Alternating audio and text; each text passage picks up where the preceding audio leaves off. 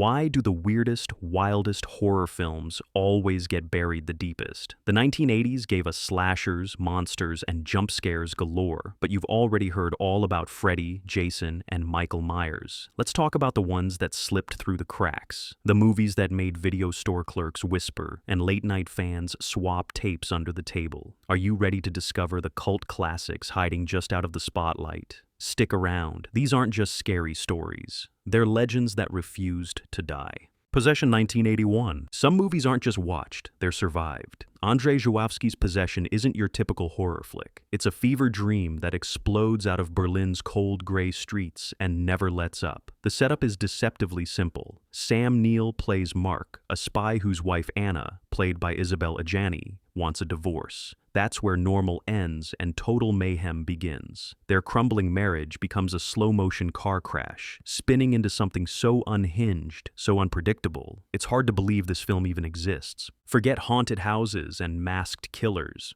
Here, the real horror comes from within. Żuławski takes you deep into a psychological meltdown, but he doesn't stop there. Reality blurs, bodies twist and split. There's an underground apartment, grotesque creatures, and a subway scene with Isabelle Adjani that's so infamous it still shocks audiences decades later. Watching Possession feels like having your nerves shredded. No cliché jump scares here, just raw emotion turning into literal monsters. This is not some forgotten B-movie. When it first came out, censors freaked out, critics were divided, and audiences didn't know what hit them. Some countries banned it outright, others chopped it up, trying to make sense of the madness. And yet, Possession kept finding new fans, people who wanted more than just cheap thrills. Over time, it's become the gold standard for cult horror, the movie you recommend when someone says nothing can shock them anymore. What makes Possession so special? It's fearless. Żuławski throws everything at the screen, love, rage, guilt, terror, and demands you keep up. The performances are legendary. Adjani won Best Actress at Cannes for a reason. Her descent into hysteria is a masterclass in acting, but it's also so raw, you almost feel like you shouldn't be watching. Sam Neill, years before Jurassic Park, is all wide-eyed panic and unraveling sanity. Possession doesn't hold your hand or explain itself. You have to let it wash over you, absorb the chaos, the violence, the heartbreak. Some call it art, some call it insanity. All agree, you've never seen anything like it, and after you do, you might wish you could forget it. That's the mark of a true cult classic. If you think horror should push boundaries and punch you right in the gut, make sure this one's on your list. The Keep, 1983. Imagine a horror movie directed by a future action legend, packed with Nazis, ancient evil, and a synth score that sounds like nightmares on vinyl. That's The Keep, Michael Mann's mysterious, moody, and often misunderstood cult epic. The plot sounds like classic midnight movie stuff. Deep in Wadi, Romania, a group of Nazi soldiers occupies a strange, fog-shrouded fortress. They're looking for safety, but end up waking something very old and very dangerous. Right away, the keep feels different. There's a heavy, dreamlike atmosphere, mist swirling, lights glowing, echoes bouncing off stone walls. Man shoots the whole thing like an art project that just happens to have monsters in it. This isn't just about soldiers versus the supernatural. The real conflict is between human cruelty and something even darker waiting underneath. Tangerine Dream's synth-heavy soundtrack oozes through every scene, making everything feel slightly off-kilter. As the Nazis squabble and dig deeper, they unleash an ancient force, a shape-shifting entity with its own agenda. The effects are wild and imaginative, even when the budget doesn't always deliver blockbuster polish. But that only adds to the weird magic. The Keep's monster, Molasar, feels more like a living myth than just a creature of the week.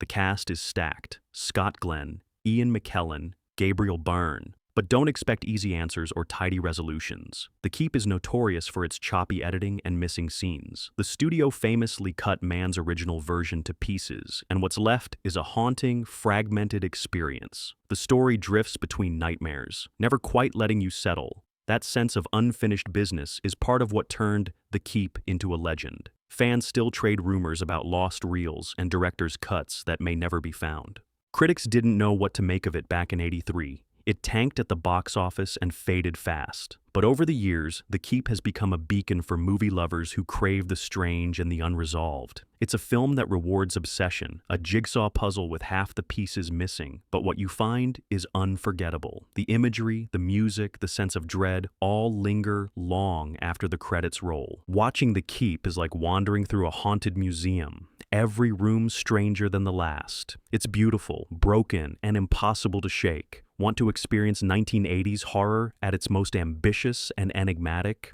Step inside The Keep, and don't be surprised if you never want to leave. Anguish, 1987. Some horror movies want to scare you. Anguish wants to mess with your mind. Before meta-horror was a catchphrase, Spanish director Big S. Luna created a film so self-aware and strange, it still has viewers arguing over what's real. Here's the setup. Zelda Rubinstein, yes, the "this house is clean" psychic from Poltergeist, plays a hypnotist with a disturbing hold on her adult son, played with intense weirdness by Michael Lerner. He's a mild-mannered ophthalmologist who also collects his patients' eyes. That's already a dark ride, right? Not even close. The real twist kicks in about 30 minutes in. Suddenly you realize you're watching an audience watching a movie, about people watching a movie. It's horror inception. Luna shatters the fourth wall with a hammer, blurring the lines between film and reality so thoroughly, you start to wonder if you should be looking over your own shoulder. The violence in the film within the film begins to echo in the theater itself. Viewers panic, people scream, and the movie's energy flips from unsettling to downright chaotic. What sets Anguish apart isn't just its clever structure. Luna weaponizes sound and suggestion. The hypnotism sequences are shot and edited with such intensity, you actually start feeling uneasy, like the film is seeping through the screen. It's deliberately disorienting, the kind of movie that leaves you wide-eyed, unsure whether to laugh or hide behind the couch. The tone swings between black comedy and full-on anxiety attack, and just when you think you've figured it out, the rug gets yanked away. Anguish flopped hard in the States when it first arrived. Maybe it was too smart, too odd, or just too far ahead of its time. But over the years, horror fans who crave the weird have rediscovered it. Today it's a badge of honor among cult aficionados. You can draw a straight line from this movie to modern classics like Scream and The Cabin in the Woods. Luna did it all first, only rawer and stranger. Looking for horror that plays with your head instead of just splattering the walls? Anguish is a hidden gem that deserves to be found by anyone ready to take the plunge into cinematic madness. Just don't watch it alone or in a theater that feels a little too quiet. CHUD, 1984. You know a movie's a cult classic when its title becomes a punchline. But CHUD, that's Cannibalistic Humanoid Underground Dwellers, for the uninitiated, is way more than a running joke about New York's weirdness. It's a creature feature that takes all the grime and paranoia of 80s Manhattan and turns it into a mutant nightmare under the streets. The setup is straight out of an urban legend. Homeless people start vanishing in the city's darkest corners. When a soup kitchen worker and a skeptical cop start digging, they discover it's not just crime or corruption behind the disappearances. It's something inhuman. Right from the opening, CHUD oozes atmosphere. We're talking flickering streetlights, endless steam, and alleys where you'd never walk at night. The horror here is both literal and social. The monsters lurking below are the mutated result of toxic waste dumping, a pointed jab at the era's real-life scandals. The filmmakers load up on grimy details and keep the camera close to the street, making the city itself feel like a character that's just as dangerous as the creatures in the sewers. The effects are pure 80s rubber and goo, and honestly, that's part of the fun. The CHUDs are nasty, all teeth and claws and glowing eyes, popping up through manholes and bursting into scenes with gleeful mayhem. But what really sets this apart is the cast and the writing. Daniel Stern, yep, the same guy who would later face down Kevin McAllister in Home Alone, brings weird warmth and real pathos as the soup kitchen hero. John Hurd is the hard-nosed cop who's just over it all. There's also a memorable turn from Christopher Curry, who grounds the chaos with deadpan skepticism. CHUD didn't light up the box office when it landed, but late-night TV and video rentals gave it a second life. It became a symbol of that gritty, anything-goes New York that barely exists anymore. It's funny, it's gross, and surprisingly surprisingly, it's smart. The anti-corporate message hits just as hard now as it did back then. In a decade full of masked killers and haunted houses, CHUD stood out by turning the city itself into a monster factory. Want a horror flick that's as grimy, paranoid, and unforgettable as the 80s itself? Head below ground, but don't expect to come back out the same. Extro, 1982? If you think you've seen every kind of alien invasion movie, let me introduce you to Extro, the bizarro British shocker that makes even the wildest David Cronenberg film look quaint. The plot sounds simple at first. A little boy's father vanishes under mysterious circumstances, only to return years later. But Dad's not quite himself, and what follows is a jaw-dropping blend of science fiction, surreal horror, and pure nightmare logic. Forget friendly aliens and Spielbergian reunions. Extro takes every expectation and throws it out the window. The father's return is marked by a birth scene so bizarre and unsettling that it became an instant urban legend among VHS collectors. The film piles on strange powers, mutant toys, and dreamlike set pieces where nothing feels safe or predictable. The tone swerves between kitchen sink drama and unfiltered nightmare. One moment it's a family trying to pick up the pieces, the next it's tentacles in the bathtub. Director Harry Bromley Davenport shot Extro on a shoestring budget, but the lack of money only makes things stranger. The effects are all practical, all squishy, and all the more disturbing for being so homemade. There are images here, creeping eggs, warped monsters, and a finale that will haunt you for weeks, that you just don't see anywhere else. The movie doesn't care about logic or consistency. It's a fever dream brought to life, a waking nightmare that just keeps getting weirder. Extro was mostly ignored or laughed off when it first landed in theaters. Critics hated it, censors clipped it, and even fans didn't quite know what to do with it. But, as so often happens, the oddballs and horror obsessives found it. Over time, it's become the ultimate "have you seen this?" recommendation. The sequels never recaptured the original's demented spark, but the first film's reputation has only grown. Why does Extro matter? Because sometimes horror isn't about rules or sense. It's about that gut level, what did I just watch feeling. If you crave the strange, the unpredictable, and the downright unhinged, Extro is your ticket to the outer limits. Just don't try to explain it to your friends, they'll never believe you anyway. Demons, 1985. Some horror movies want to creep under your skin.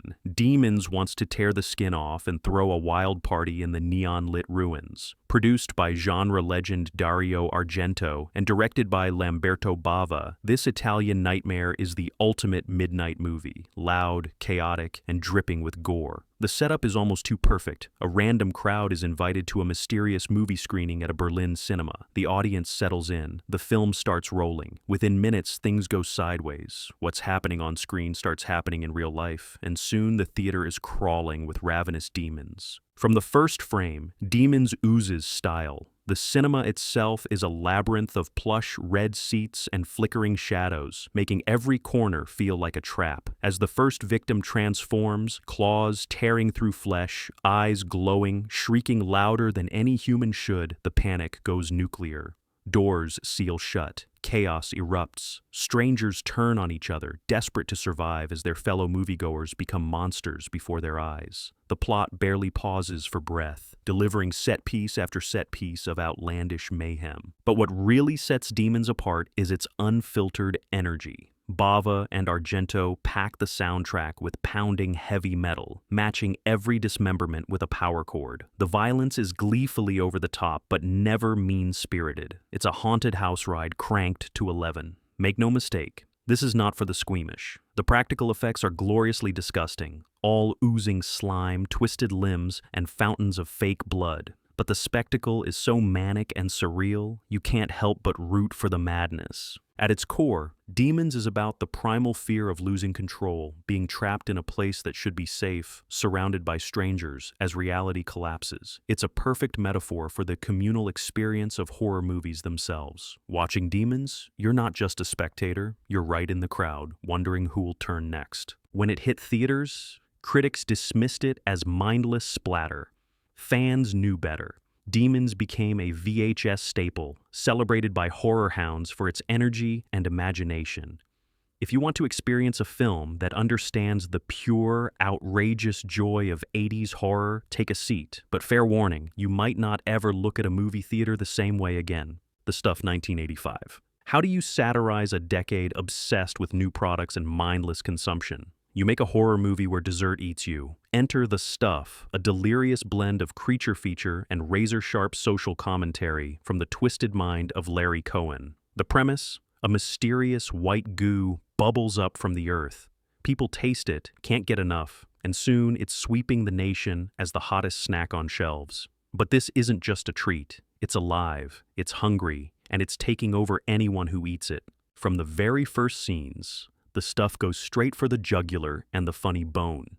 Cohen's script skewers advertising, corporate greed, and America's tendency to swallow anything labeled new and improved. We meet Michael Moriarty, a shameless ex-FBI investigator turned industrial spy, hired by desperate ice cream moguls to figure out what's inside the stuff. His performance is an offbeat masterclass, cool, weird, and never taking a single thing seriously, even as the world goes mad around him. What starts as a sly parody quickly mutates into body horror as the stuff begins to possess and consume its devoted customers. There are scenes where the white ooze oozes out of mouths, takes over entire rooms, and sends formerly normal people into puppet-like rampages. The effects are clever, always practical, and just the right mix of gross and funny. There's even a guerrilla army of junk food purists, led by Paul Sorvino, who take on the stuff with guns, bombs, and slogans, because of course that's the only way to fight dessert in the 1980s. Beneath the slime and satire, the stuff is sharp.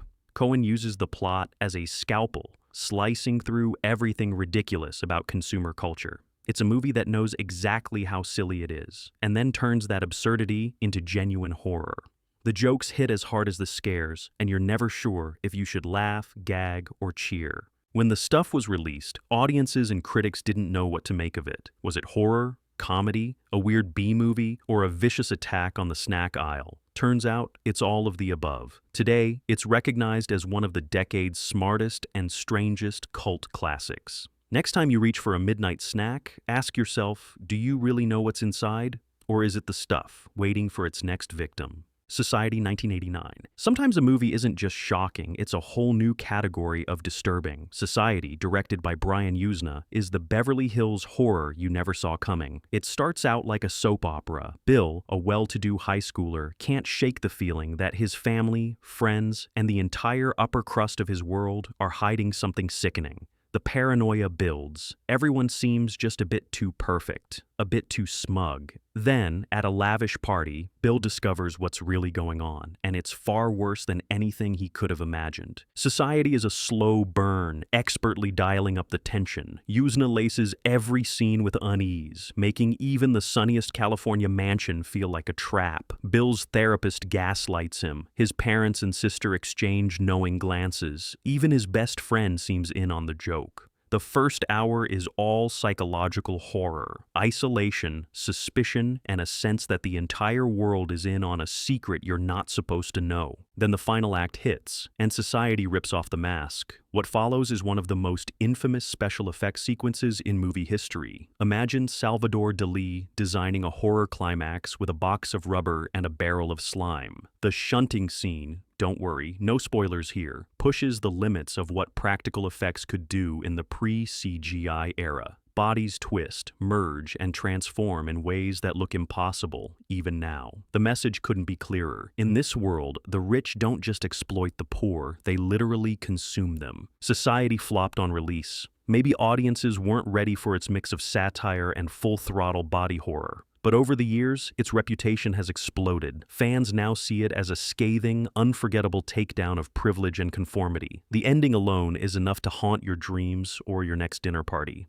If you want horror that makes you laugh, squirm, and question who's really in charge, Society is a must-see. Just be warned, after this, you'll never trust a wealthy smile again. Dead and Buried, 1981. Sometimes the most chilling horror comes dressed in small-town smiles. Dead and Buried is one of those forgotten creepers that gets under your skin and stays there. Set in the seemingly idyllic coastal village of Potter's Bluff, the story kicks off when strangers start turning up dead, only to reappear, shockingly alive as friendly townsfolk days later. It sounds like a campfire tale, but director Gary Sherman turns it into a full-blown waking nightmare. Picture Norman Rockwell with a twisted grin and a taste for the macabre. At the heart of the film is Sheriff Dan Gillis, played by James Ferrantino, who just can't shake the feeling that something is terribly wrong. As he digs deeper, he stumbles into a fog of secrets, a town mortician with a creepy obsession for restoring the dead, a wife who might not be who she says she is, and a community that greets every new horror with a knowing smile. The atmosphere is thick with dread, fog rolls in off the docks, the streets are always too quiet, and every neighbor feels like they're hiding a key to the mystery. What really makes Dead and Buried stand out is its pacing and payoff. Instead of jump scares, Sherman builds suspense the old-fashioned way by letting the weirdness seep in, one off-kilter moment at a time.